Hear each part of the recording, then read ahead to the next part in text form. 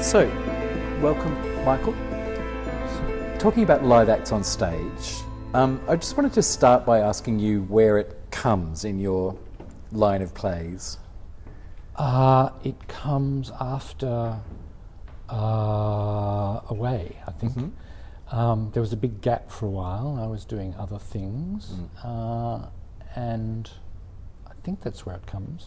And it was a commission from Griffin? Ros Horan commissioned it for the 25th anniversary of the Stables Theatre in Sydney as a performing arts venue. Mm-hmm.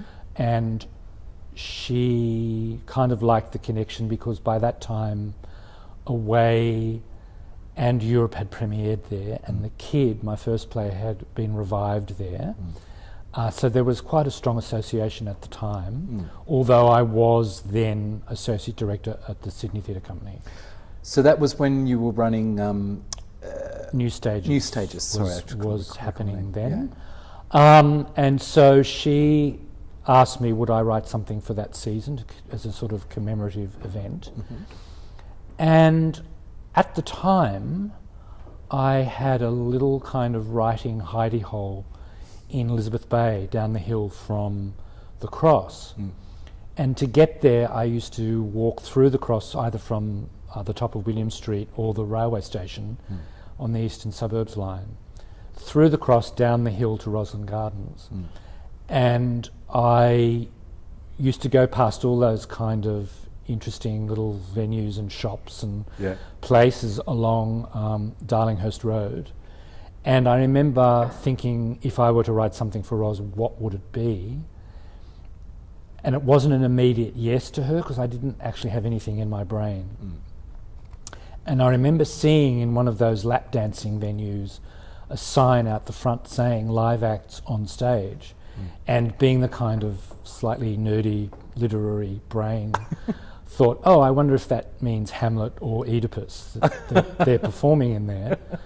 And once I'd thought that, thinking maybe it would be interesting to write something that connected back to those early mythological stories that were the beginnings of Western drama.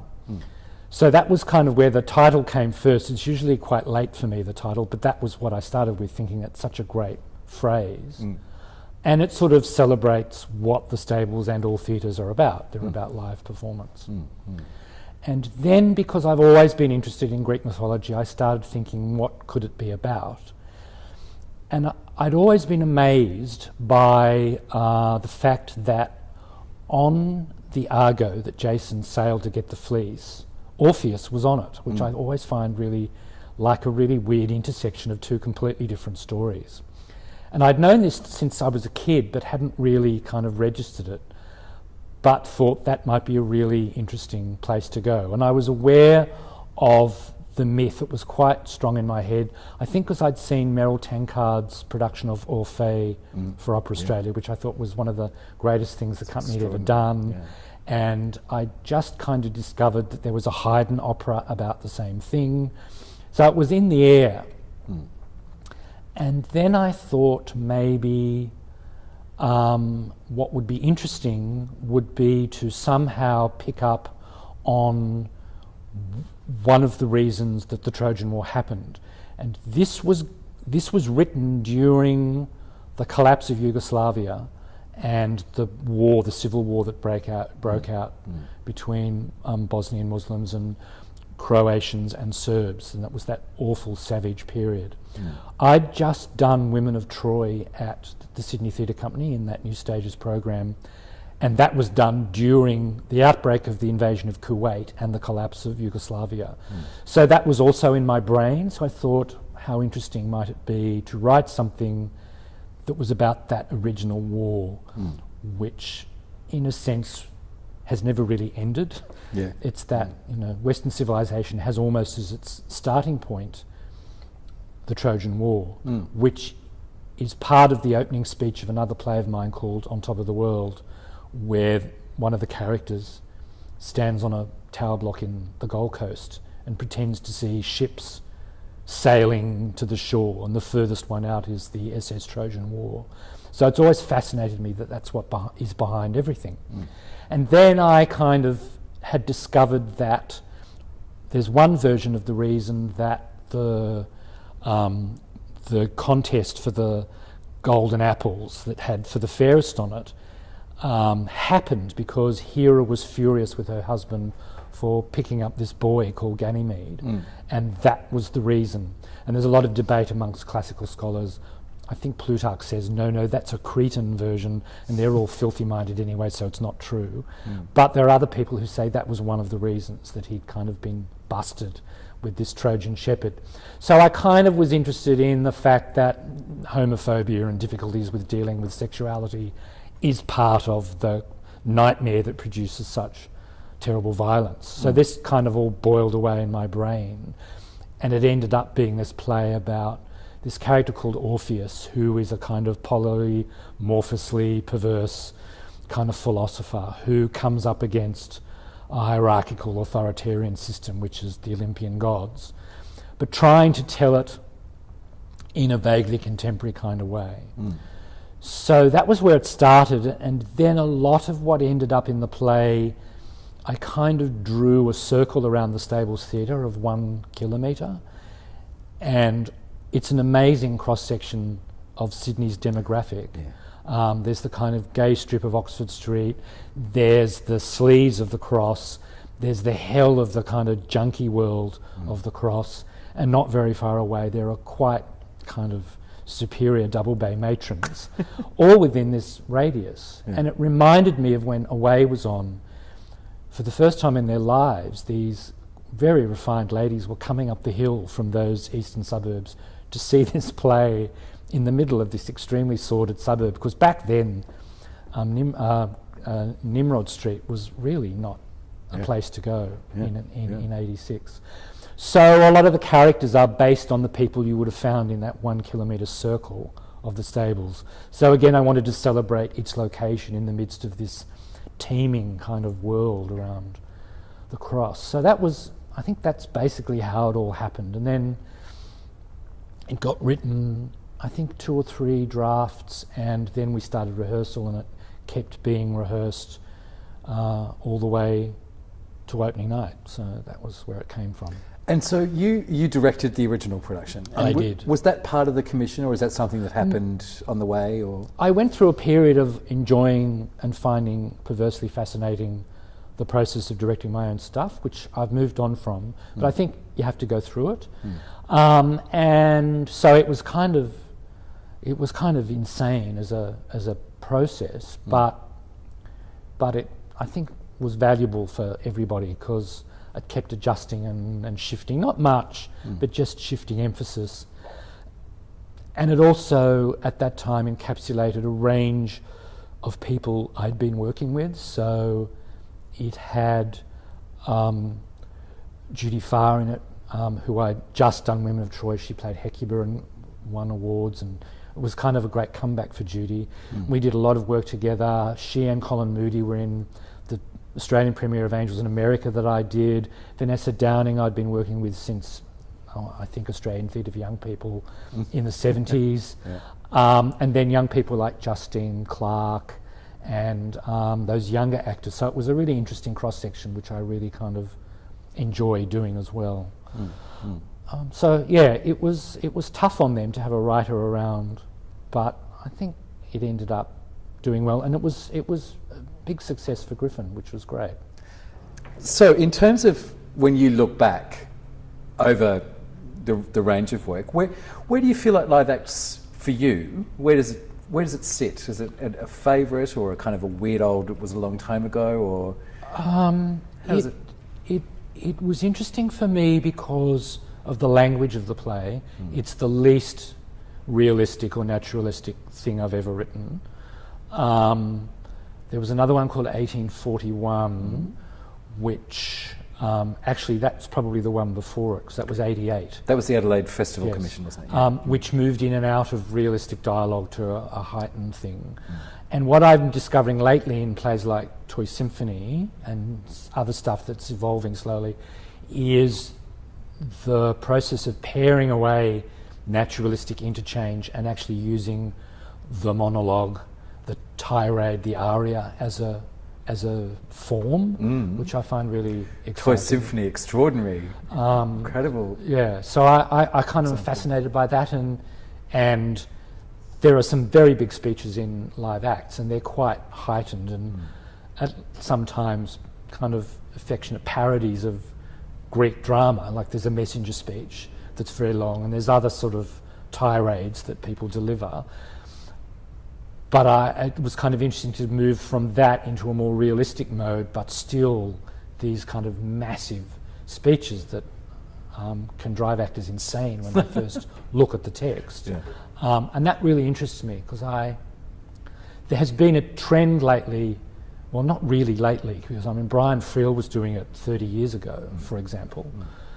But particularly in Australian writing, there's this interconnecting dialogue, overlapping monologue thing, which is interesting, but I think it's very tricky to bring off for all sorts of technical reasons. But I'm fascinated by finding a way of dealing with it. So I think for me, live acts was that turning point into thinking, yes, I can set up a big speech and sustain it for a number of pages, and I think that's in my mind where it sits.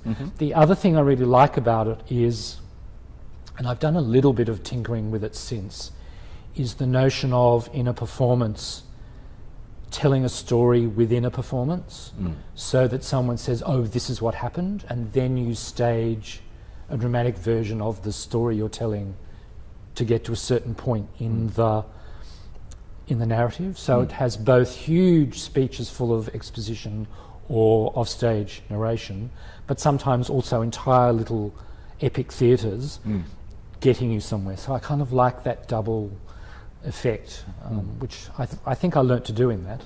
I think for me, this is a very kind of personal observation, but I think when I think of all of your plays, and I think I've seen nearly all of them, I've certainly read all of them, that And there's you've directed one. And I've directed a couple, actually. I directed The Kid twice.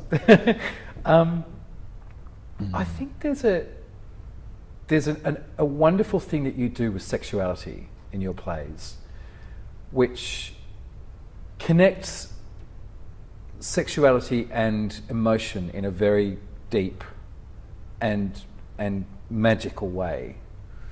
And that seems to me to be a theme, not in any academic sense, but just, that, or let's say maybe I should call it a hallmark, actually, of your writing. And I'm just interested in what how you respond to that observation, I suppose. I think I've always been interested in the kind of deranging quality of sex and falling in love, and that kind of thunderbolt moment, and how it's one of the few radical things left to us in life, because everything else is now so controlled and so channeled that, and I think we've become afraid of it in so many ways. But I think there's great creative energy in the lawlessness of that. And I think every one of my plays has some aspect of someone falls in love and then commits a terrible act, either a wonderful thing or it's a disaster. And I've always found that really important, like Douglas in Europe dumps his whole life and goes to another continent for what for someone else was, a couple of weeks' amusement. And he's deranged literally by it. And even in a way, there's this passion that the boy has for the girl that is all that keeps him going, in a sense. Whereas the adults have forgotten that spark completely from their lives in all the rubbish that has happened to them ever since, both self-imposed and by fate. And I think in live acts, it's certainly about the king of the gods going, I want that boy, and the chaos that ensues from that. And it ends badly, but in a sense it doesn't, because the prophet Orpheus, even though he's been ripped to shreds, still goes on singing to the world. So I think that's always been in in my work. And is that something that you view as, I guess, in the theatre generally, your own work, but other people's as well? Do you view that as, because certainly Angels in America, which you, as you say, directed the Australian premiere of, has that in spades too. Is that something that you see as restorative, or that you see as revolutionary, or yes, I think all of the above? Or? All of the above. Yeah. And as I said, sometimes it's destructive. For example, for the Greeks, it could be utterly destructive. Plays like Medea and Oedipus, that bit of the Oedipus story, are destructive. But if you put those plays, and most of them are lost, if you put those plays into the context of the big trilogies, by the end of the trilogy, you get somewhere. So that even though Clytemnestra's got a boyfriend and Agamemnon's brought Cassandra home and part one is a bloodbath, by the time you get to the end, something's happened to people. And I think it can be a revolutionary thing, much more.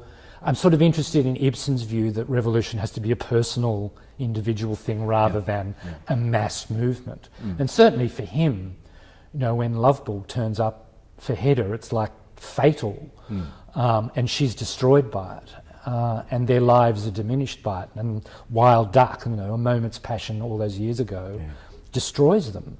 But I think the audience's participation in watching the destruction is in a sense liberating. So I think even if it is a disaster, it's amazing to watch the disaster and kind of think about it. Because as I said, we're so committed to working things through and counselling and meeting later for a coffee and talking our issues through, that we do forget the kind of ashes out of which sometimes you can arise again.